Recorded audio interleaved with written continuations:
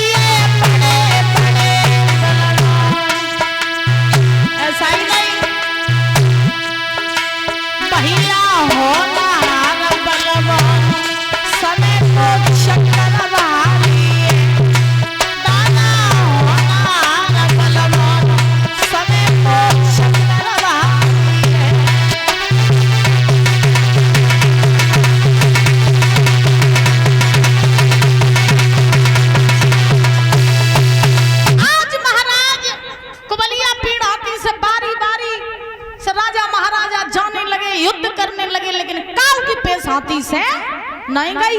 अब एक हाथी में 10,000 हाथियों को बल और कहा जे छोटे पूरे राजा महाराजा काल की पेश नहीं गई, सब हार के बैठी है। उग्रसेन कहने लगे मुझे ऐसा लगता है कि सभा में कोई ऐसा वीर बहादुर नहीं है जो उठे और जाए कुबलिया पीड़ हाथी को हराए।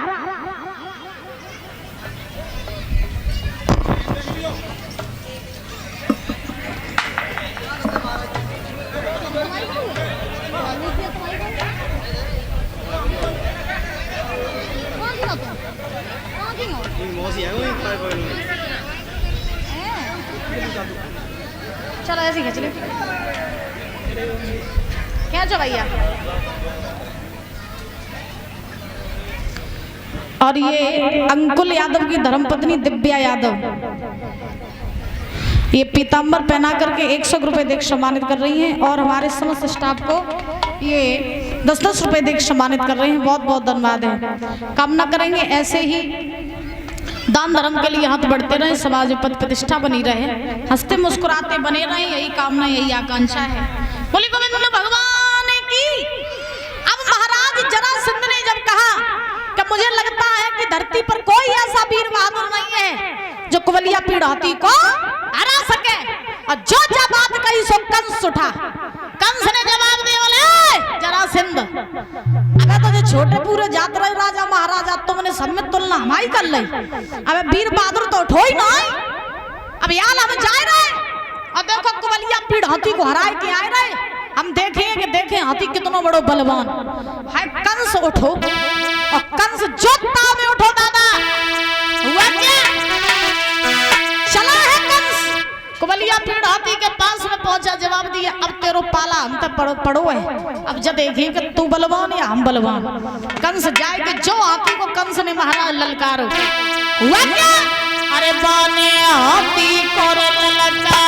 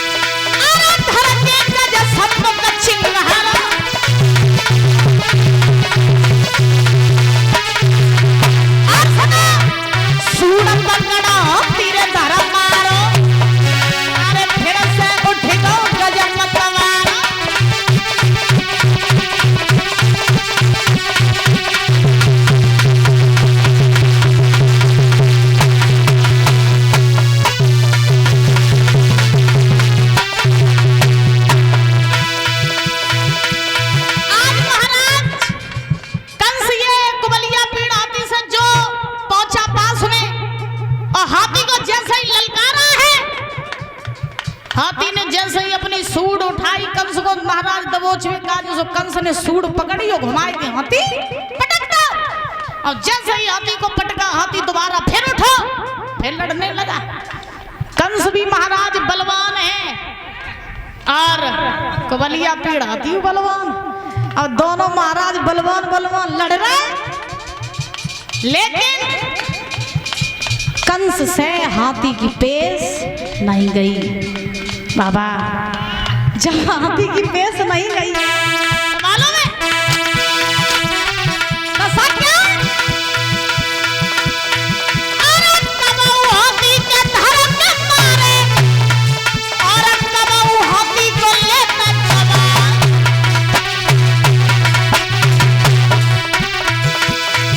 और द्रुमले कला छसको बरदानी, नई कंस को सको हरा।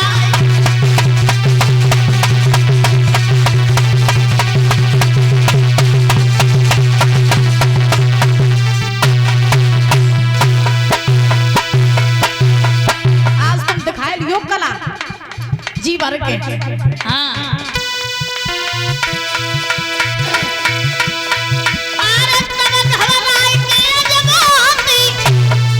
हर अंत में रह गो सूरज उठाए,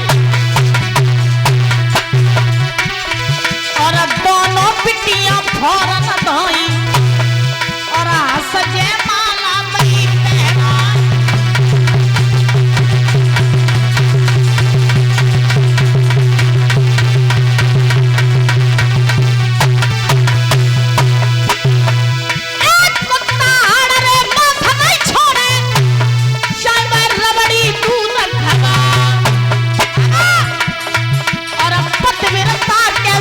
नहीं छोड़े कामी कितना उरे लुभिया।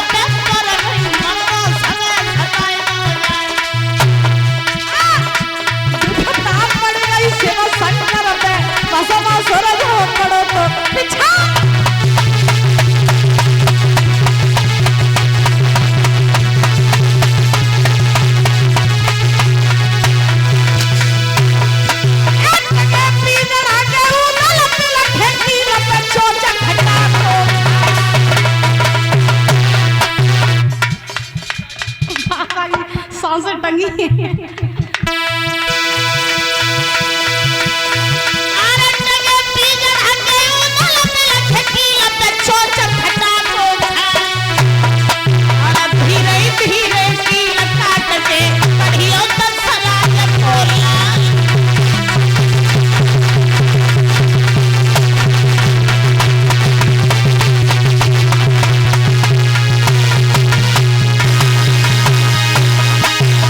बाबा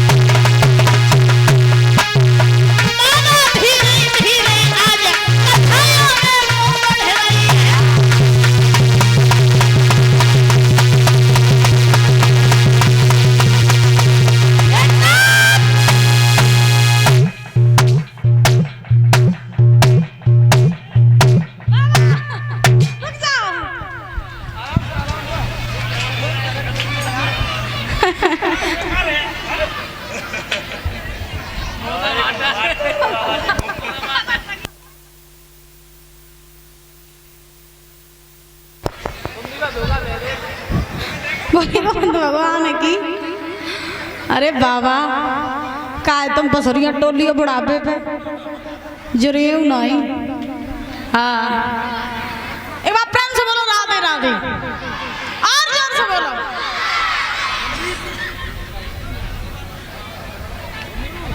नयन के चक्कर में बाबा फंस जाते।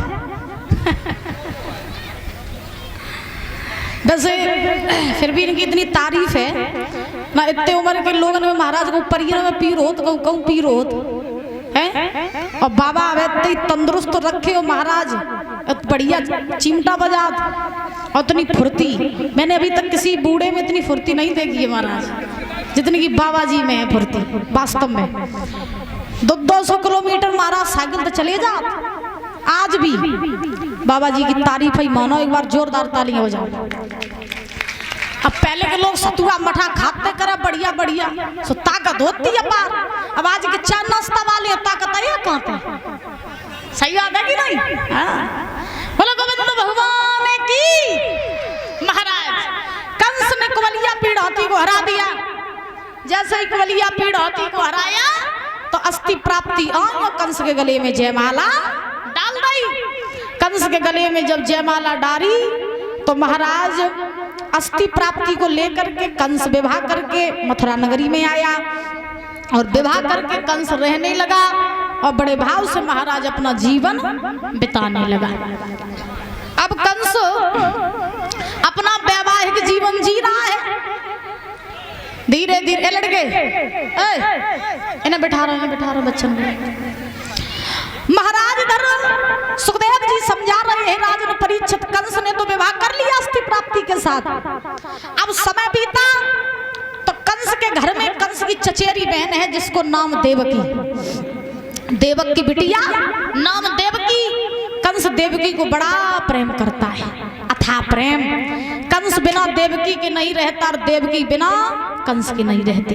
देखो भाई बहन में प्रेम भी अथाह होता है और लड़ाइयां भी अथाह होती हैं। प्रेम भी अपार और भाई बहन में लड़ाइयां भी अपार। और संसार में सबसे पवित्र रिश्ता परीक्षित जी भाई बहन का होता है। लेकिन कुछ लोगों की दूषित मानसिकता ने भाई बहन के रिश्ते को भी अपवित्र बना दिया।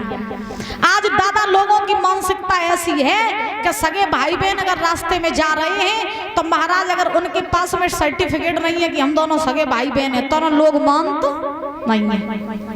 ऐसी दुनिया।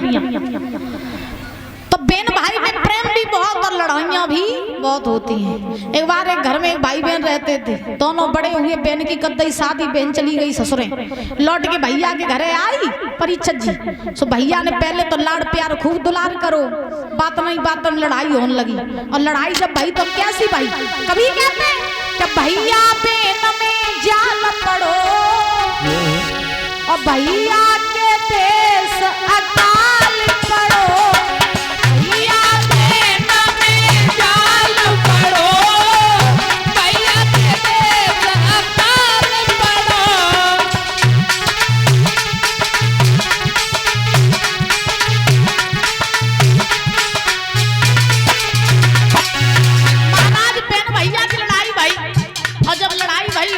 भैया हाँ कैसी भाई, भैया ने पहन तक कही तुम उधर लड़ रही लेकिन तो नहीं मालूम लड़वे की जगह तू हम एहसान मान। बहन बोली एहसान काय को? भैया बोलो सुन, बाप नती सुन कर तेरी पेना जाद न तेरो ब्याह करो। बाप नती सुन कर तेरी पेना जाद न तेरो ब्याह करो। भैया बोलो तू दिन भूल गई जब हमने तेरो ब्याह करो, तेरे लिए अच्छो घर अच्छो बर ढूंढो, दान दहेज दो सबरी कमाई हमने तो दे दी, तो एहसान मानो। लेकिन तू तो लड़ रही। बहन बोली दुश्मन ब्याह करो तो एहसान करो तूने। बहन बोली सुन, ब्याह करके कोई एहसान नहीं करो तूने मेरे ऊपर। बहन बोली ब्याह करो एहसान करो, भैया ब्याह करो एहसान करो। मैंने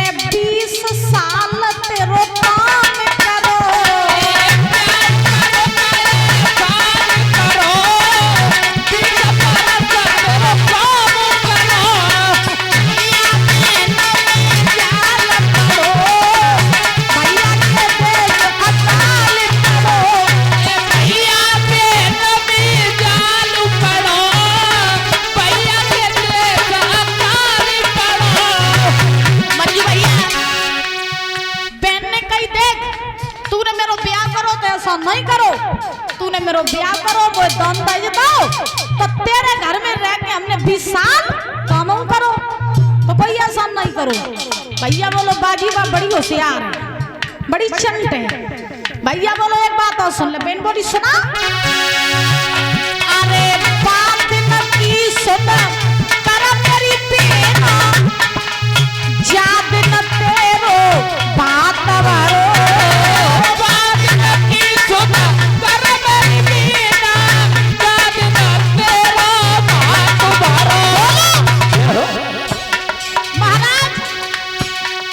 भैया ने कई बात की याद कर, जब हमने तेरा भात मारो मड़ाई पर ठाड़ी ठाड़ी जब तू रो रही थी तब तेरे शंकरमा खानदान का नए नए कपड़ा लिए थे, तब तो बात पहना तो भूल ही बोलते ना।